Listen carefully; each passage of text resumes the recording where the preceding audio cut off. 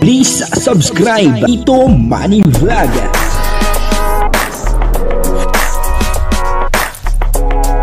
Payagan po si Tito Manny Vlog na mag-reactor para pambiling gamot sa kanya pong karamdaman. Wala man siyang records ng ng awayan.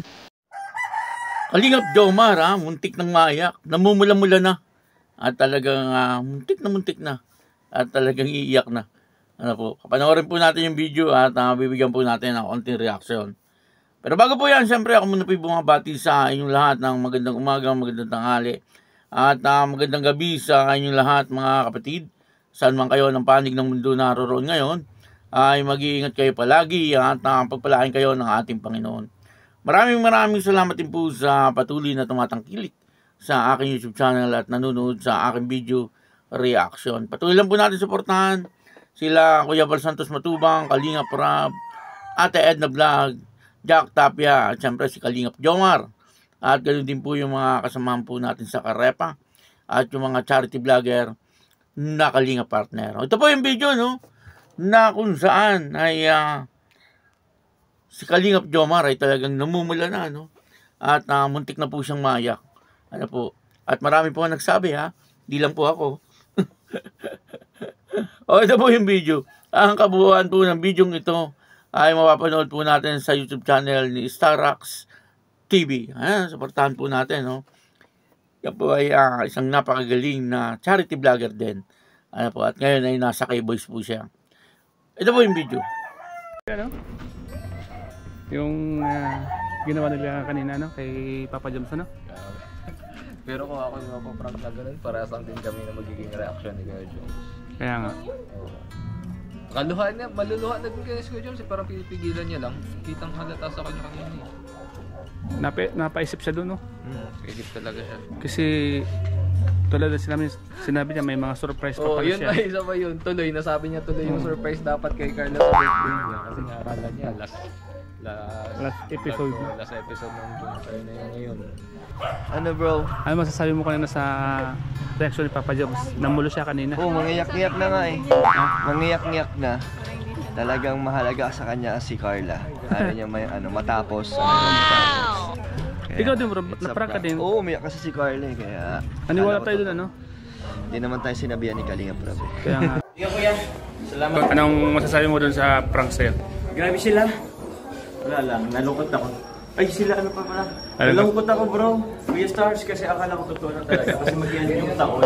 Baka sinabay nila yung pag-end ng Carlet, ng John Carlet. Pero yun, buti lang hindi. Yan. Tingin mo kuya. Salamat po.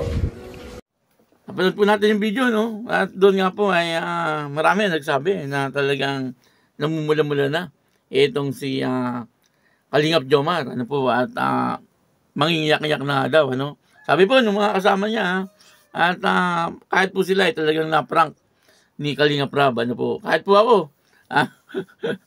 marami po na-prank doon ni Kalingap Rab doon sa palabas na yon at yun na nga dito po ay napatunayan na talagang mahalaga kay Kalingap Jomar yung Jomcar hindi lang kay Kalingap Jomar kahit po doon sa mga kasamahan nila na talagang sila ay nalungkot nung narinig po nila na titigil na yung pagbo-vlog dito kay Carla at siyempre mawawala na po yung Jomcar kasi ang sabi po ni Carla ay parang ayaw na niya magpa-vlog.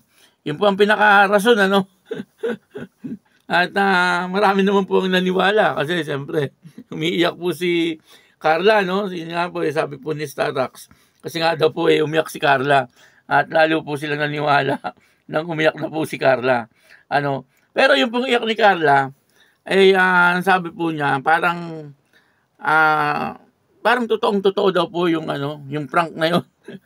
Parang ganun ang pakiramdam niya. Kaya kahit siya po mismo ay talagang naiyak daw po siya. At si Kalingap Rab ay kinikilabutan kahit na prank. Alam niyang prank pero kinikilabutan po siya. Ang ibig kong sabihin ay talagang marami pong ayaw na itong Jomcar ay basta-basta na lang po mawawala. At ganun din po si Kalingap Jomar talaga pong nabigla siya doon. kahit na po parang relax lang po siya, pero mararamdaman po natin yung kanyang boses ay talagang malungkot. Ano po, malungkot yung kanyang boses at parang garalgal ng konti, no? Kumbaga malapit na po talagang umiyak, ano, si Kalingap Jomar. Doon po nagpapatunay lang na talagang mahalaga po sa kanya ang Jomcar, ano, at siyempre higit sa lahat ay si Carla. Ano po, kasi siyempre pagka nawala po yung Jomcar ay wala na po yung teleserye. Pero siguro naman ay tuloy pa rin na makakapag-usap itong si Carla at saka si Kalingap Jomar. Kumbaga mawawala yung teleserye. Ano po, pero prank lang naman po yun eh. At nung sinabi pong prank kahit po ako talagang sabi ko buti na lang ano, prank lang. Kasi nakakalungkot no, na mawawala na po yung teleserye na Jomcar. Sapagkat isa po ito sa pinakamagandang teleserye na ginagawa ng Kalingap, ano po, itong Jomcar. Ano po, at medyo matagal na rin po ito, no? Magdadalawang taon na po itong Jomcar, ano? Sabi nga po ni Kalingap Jomar, sana umabot ng 100, ano? 100 na vlog. Ano po, at umabot ng 2 taon. Itong Jomcar, ano? At least 2 taon daw, ano? Sabi niya ganyan. Pero at tingin ko hihigit pa po yan sa 2 taon, baka abutin pa po yan kung ilang taon pa. Ano, kasi ayos naman po maganda naman po siya at talagang inaabang-abangan at tinatangkilik din naman po talaga ng mga tao. Ano po, at talagang tunay naman po yung nangyayari doon sa teleserye. Ano po, at isa pa, ay doon po makikita po natin ano, na mismo si Carla ay umiyak po siya, no? Hindi po sa dahilan na umaarte siya. Ano, umiyak po siya kasi nadala po siya doon sa prank, ano, na parang bang sabi niya ay parang totoo daw yung prank, ano, kaya napaiyak po siya. Ano, kaya kumbaga ayaw din niya po na mawala itong Jomcar, ano po. Kaya yun, ano, dito po nakita po natin na talagang mahalaga kay Kalingap Jomar itong si Carla, ano po. At yung Jomcar, ano, yung pong teleserye na Jomcar, ano, siyempre higit sa lahat ay si Carla, ano. Doon po nasubukan na talagang ganun po kahalaga sa kanila itong teleserye na Jomcar. Hindi lang po doon sa nakapaligid, kahit po sa mga viewers, ano, na naprank din, siyempre kinabahan din po yung mga yan, ano, na kahit po nga ako kinabahan po ako akala ko talagang wala na, ano, pero buti na lang prank lang, ano po, prank lang yung lahat.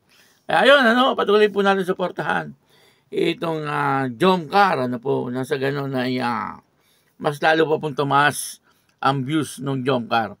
Ano po, maraming salamat po sa inyong lahat. At ako po si Tito Manny Vlog na nagsasabi ng God bless you all. Diyos mabalos.